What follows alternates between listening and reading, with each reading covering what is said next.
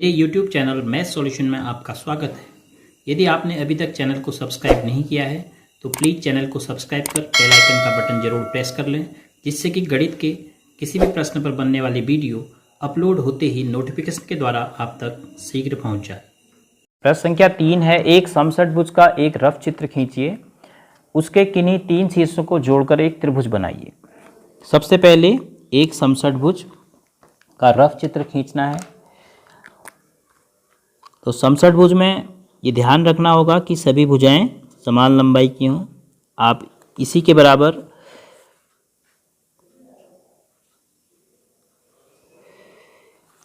अब ऐसे ही रेखाखंड आपको नीचे को खींचने इतनी लंबाई के, तब जाके आपको समषटभुज मिलेगा। 4 रेखाखंड खींच ले और ऐसे ही 2 ऊपर को, तो ये आपके पास है समषटभुज। अब इसके किन्हीं 3 शीर्षों को जोड़कर एक त्रिभुज बनाइए। पहचानिए कि आपने किस प्रकार का त्रिभुज खींच लिया है। अब कोई भी 3 शीर्ष देखिए, माना मैं इसको 1 2 3 इनको मिला दूं, या फिर 1 2 3। अगर मैं इन 3 शीर्षों को मिला देता हूं, क्योंकि आपकी चॉइस है, कोई भी 3 शीर्ष, हम इन दोनों को मिला देते हैं। अब देखो हमें किस प्रकार का त्रिभुज मिला है। यहाँ से लेकर यहाँ तक, यहाँ से लेकर यहाँ तक, यहाँ से लेकर यहाँ तक, ये सब बराबर लंबाई है, तब जाके इसका नाम समषटभुज है। तो जो आपको त्रिभुज मिला वो किस प्रकार का मिला? समद्विबाहु, क्योंकि इसकी 2 भुजाओं की, देखो एक भुजा 2 भुजा की लंबाई बराबर है। तो यदि आप ऐसा चित्र खींचेंगे तब लिखेंगे उसको समद्विबाहु। अगर आप कोई 2 शीर्ष दूसरे मिला रहे हैं, माना आप एक इसको मिला रहे हैं फिर एक इसको मिला रहे हैं, तब आपको ये समकोण त्रिभुज मिलेगा। तो हर स्टूडेंट इसको अलग तरीके से कर सकता है, क्योंकि ये उसकी चॉइस है कि वो किन 3 शीर्षों को मिला रहा है। तो हमने यहाँ पर मिलाया था 3 शीर्षों को, तो पहचानिए कि आपने किस प्रकार का त्रिभुज खींच लिया।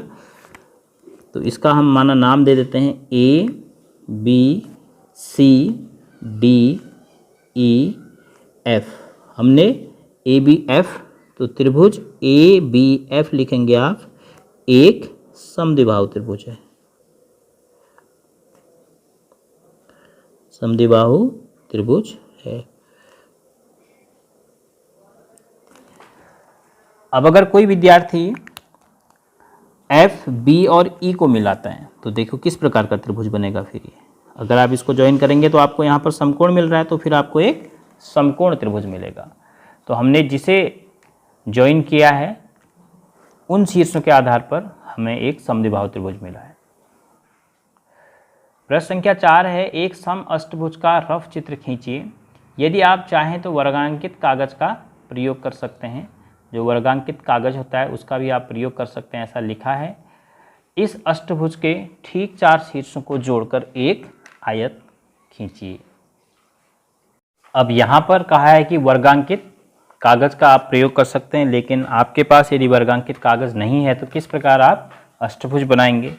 तो सबसे पहले आप एक वर्गाकार कागज ले लीजिए। वर्गाकार कागज, ये वर्गाकार कागज है, इसको आप भुजाओं को आधा करके मोड़िए दोनों तरफ से। जैसे एक बार इस प्रकार से,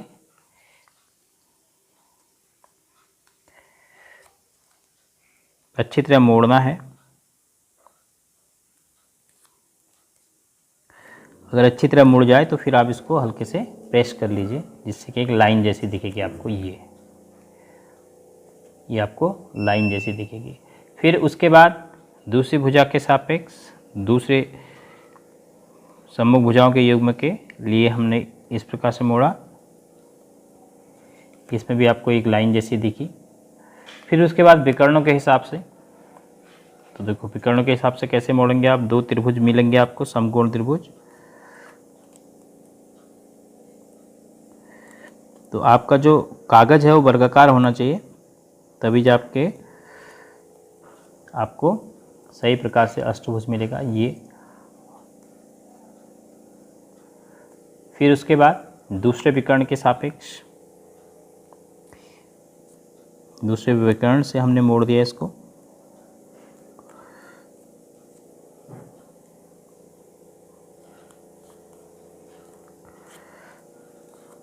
तो आपने सभी प्रकार से इसको मोड़ दिया है, भुजाओं के आधे से और विकर्ण। अब जहाँ पर आपने विकर्ण के हिसाब से मोड़ा था, देखो उभार आपको दिख रहा है, इसको ठीक आप उल्टा कर लीजिए ऐसे, और इस पॉइंट को आप हल्के से उंगली से पकड़ के अब आपने अंदर से इसको प्रेस कीजिए और इस टाइप से आपने बनाना है। देखो इस टाइप से इसको अंदर को लाना है, ये आकृति आपको मिलनी चाहिए इस टाइप से। ऐसा आपको तब आसानी से मिलेगा जब आपने विकर्ण जहाँ से मोड़े हैं उभार के उल्टी तरफ से आप इसको खींचेंगे ऊपर को और अंदर से सहारा देते हुए, तो इस प्रकार की आकृति आपको मिलेगी। फिर उसके बाद इसको आप त्रिभुजाकार तरीके से अब और मोड़ेंगे ऊपर की परत को, और ऐसे ही इसको भी।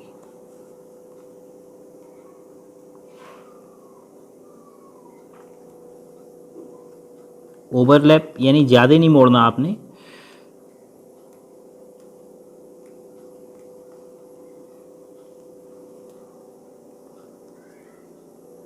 इस प्रकार से आप इसको मोड़ेंगे तो ये आपके पास इस प्रकार की जब फाइनल आकृति आएगी तो नीचे का हिस्सा जो आपको ये दिख रहा है, ये वाला, इस ट्रायंगल को आप कट कर लेंगे। देखिए इस वाले हिस्से को आप कट कर लेंगे।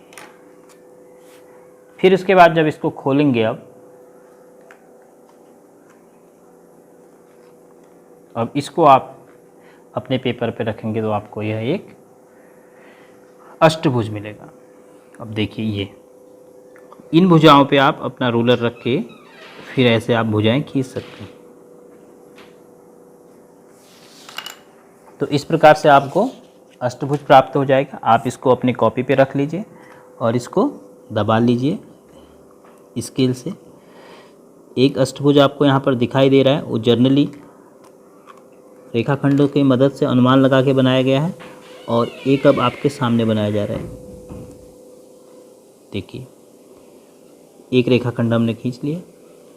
फिर इसके सापेक्ष इसको रखते हुए आपने इसको अच्छी तरह दबाना है पटरी से।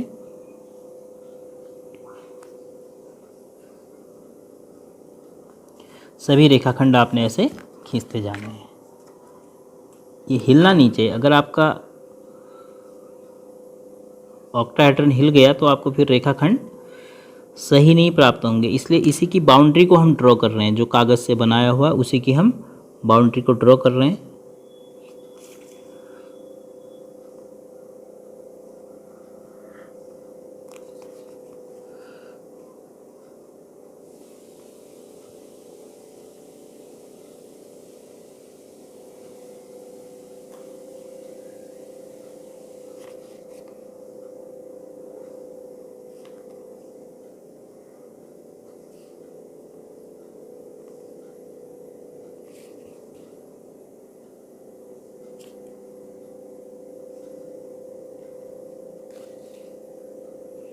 इस प्रकार आपको आसानी से ये बिना वर्गांकित पेपर की मदद से अष्टभुज प्राप्त हो जाएगा।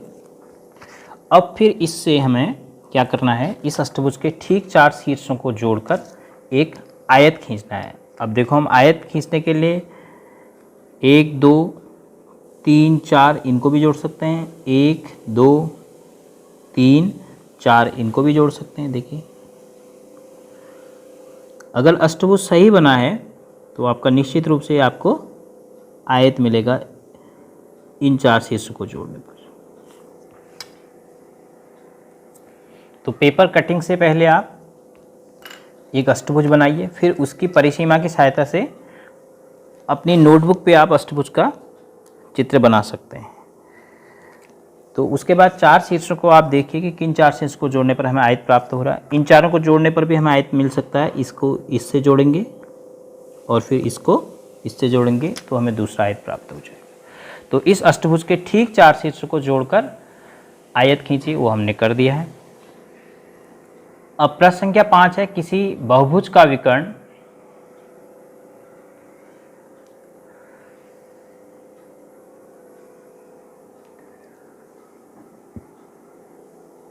प्रश्न संख्या 5 है, किसी बहुभुज का विकर्ण उसके किन्हीं 2 शीर्ष आसन्न शीर्षों को छोड़कर को जोड़ने से प्राप्त होता है।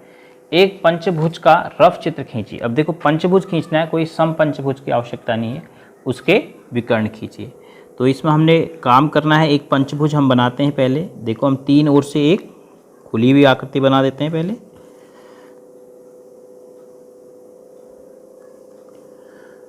तो अब हम बाकी दो रेखाखंडों से बंद कर देते हैं, तो हमारे पास कुल मिलाकर 5 रेखाखंड हो जाएंगे। तो ये हो गया पंचभुज।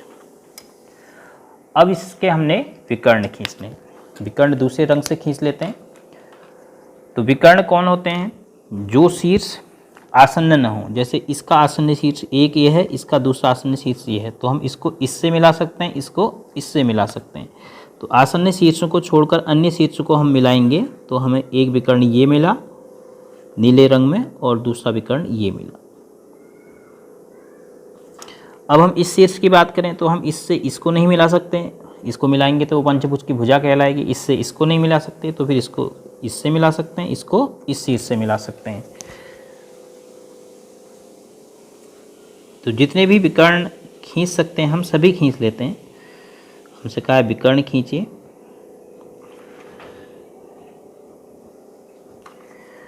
अब इस सिरे की बात करते हैं, तो इससे हमने इसको तो मिला ही रखा है, तो अब एक इसको मिला सकते हैं क्योंकि इसका ये और ये तो आसन्न हो जाता है, ये पहले से मिला है और एक शीर्ष और बचा।